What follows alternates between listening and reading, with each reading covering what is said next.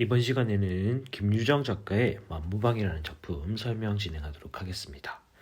자, 먼저 이 만무방이라는 작품의 제목의 의미는 망나니로서 염치가 없이 막대 먹은 사람, 자기 하고 싶은 대로 행동하는 사람을 의미한다 라고 보시면 될 것 같습니다. 자, 도움을 주는 쌤의 한마디 한번 읽어보면, 이 작품은 만무방이 될 수밖에 없었던 응칠과 응호 형제 이야기를 통해서 1930년대 일제강점기의 농촌 현실을 사실적으로 형성한 작품이다 라고 볼 수 있습니다. 일제강점기의 모순된 현실을 김유정 특유의 해학적 표현을 사용해서 반어적으로 형성함으로써 사회의식을 드러내고 있는 것이 특징입니다. 핵심 정리 부분에서는 성격, 시점, 주제 이 세 가지만 살펴보고 넘어가도록 하겠습니다. 성격은 반어적이고 현실 비판적인 성격을 가지고 있습니다. 이 반어적의 의미는 조금 있다가 한번 추가적으로 설명을 하도록 하겠습니다. 시점은 전체적 작가 시점을 사용하고 있고, 주제는 일제강점기 농촌의 피폐함과 농민들의 눈물겨운 생활상을 그리고 있다라고 정리하시면 될 것 같습니다. 전체 줄거리는 각자 한번 읽어보시는 걸로 하고 바로 본문 내용을 읽어보도록 하겠습니다. 하기는 응호의 아내가 지금 기지사경에 틈은 없었다 하더라도 돈이 놀아서 약을 못 쓰는 이판이니 진시라도 별을 털어야 할 것이다. 자, 응호는 둘째 동생 이름이고, 지금 아내가 죽을 지경에 이르러서 약을 써야 되지만 돈이 없어서 약을 쓰지 못하고 있는 상황이라고 보시면 되겠습니다. 그리고 그 돈을 마련하기 위해서는 지금이라도 당장 벼 수확을 해야 되는데 그러지 않고 있는 상황입니다. 그러면 왜 안 털었던가? 그것은 작년 응호와 같이 지중운전에서 타작을 하던 친구라면 묻지 않을 것이다. 그러니까 지주는 땅 주인을 얘기하는 것이고, 그 땅 주인 앞에서 타작을 하던 친구라면 묻지 않을 것이다. 이건 이제 서술자가 개입해가지고 상황을 이해한다라고 보시면 되겠죠. 한동안 예를 조리며 호자식 모양으로 알뜰하게 가꾸었던 별을 걷어들이민 기쁨에 틀림이 없다. 꼭두 새벽부터 옛하며 괴로움을 모른다. 그러나 캄캄하도록 털고 나서 지주에게 소장료를 제하고 이자세를 제하고 들어간 돈을 제하고 남는 것은 등줄기에 흐르는 식은 땀이었을 따름. 그러니까 과도한 이자와 소장료, 비용들 때문에 남는 것이 없다라는 걸 알 수가 있겠죠. 그것은 슬프다 하기보다는 끝없이 부끄러웠다. 같이 털어주던 친구들을 뻔히 보고 섰는데 빈지게로 덜렁 집으로 돌아오는 건 진정 부끄럽기 짝이 없는 노릇이었다.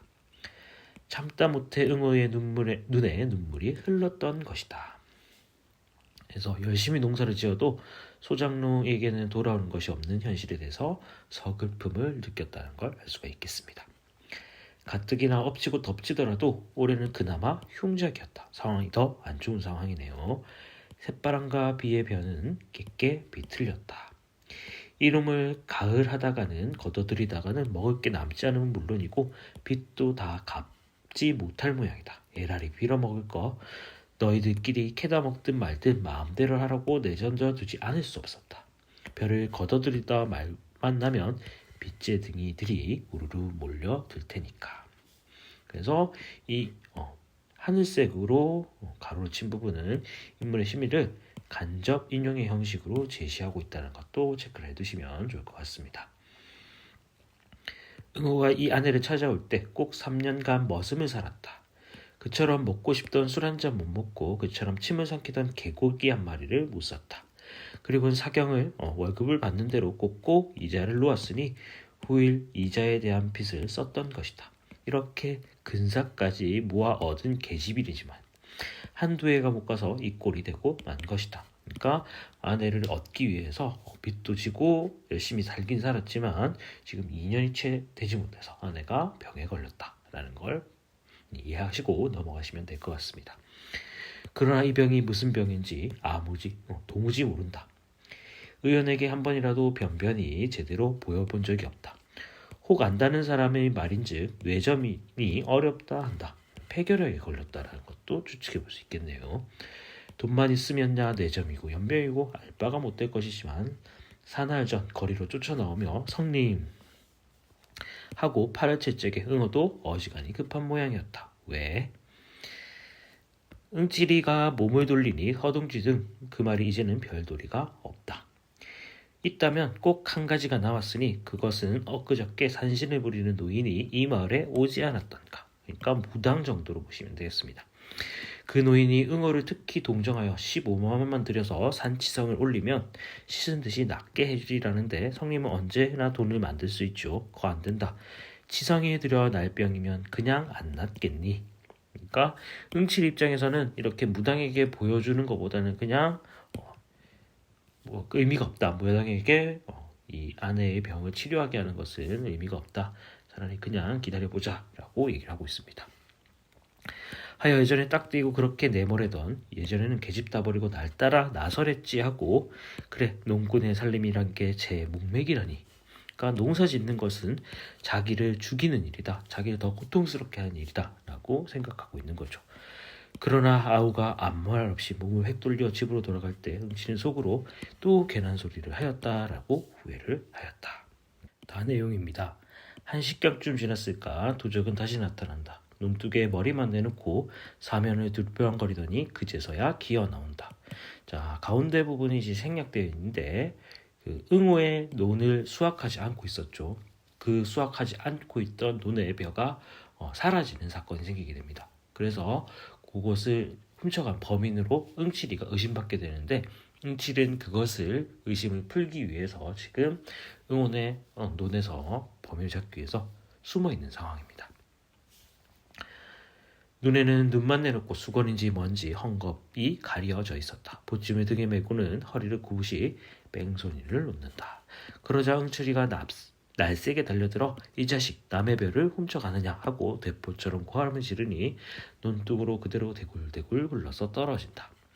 얼떨결에 호되게 놀란 모양이다. 응치가 덤벼들어서 허리를 두들겨 때렸다. 아이쿠쿠 하고 처참한 비명소리다. 이 소리에 기가 번쩍 뛰어서 고개를 들고 발부터 벗겨보았다. 그러나 너무 어이가 없어서인지 시선을 짓뜨며 그 자리에서 우두커니 서 있었다. 그것은 무서운 침묵이었다. 살뚝맞은 바람만 공중에서 부산스럽게 불고 있었다. 한참 시름하다가 도적이 일어나니 형님까지 이렇게 못살게 굴 겁니까? 제법 눈을 부라리며 몸을 획돌린다. 그리고 느끼며 울음을 복받친다. 보침도 내버린 채 내가 먹는데 누가 뭐라고 하느냐 대통스럽게 내붓고 비틀비틀 눈으로 사라져 간다. 그래서 실제 범인을 잡고 보니까 응호가 범인이었다는 걸 알게 되는 거죠.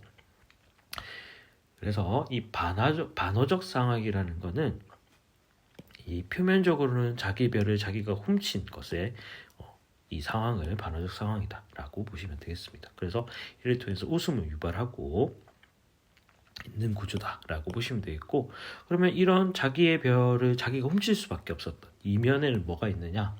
착취당한 아까 소장류랑 뭐 도시락 이런 게 너무 많아가지고 추수를 하고 나면 남는 것이 하나도 없었다고 얘기를 하고 있죠. 그래서 이를 통해서 일제강점기의 농촌사의 구조적 모순을 비판하고 있는 소설이다라고 정의를 하시면 될 것 같습니다. 자, 마지막으로 그리고 각 인물의 특징들을 한번 정리를 해보도록 하겠습니다. 자, 응칠의 경우는 만무방이 되어서 도박과 절도를 입사하면서 반사회적, 그러니까 윤리 도덕을 지키지 않으면서 사는 사람이고 원래는 성실한 농부였습니다.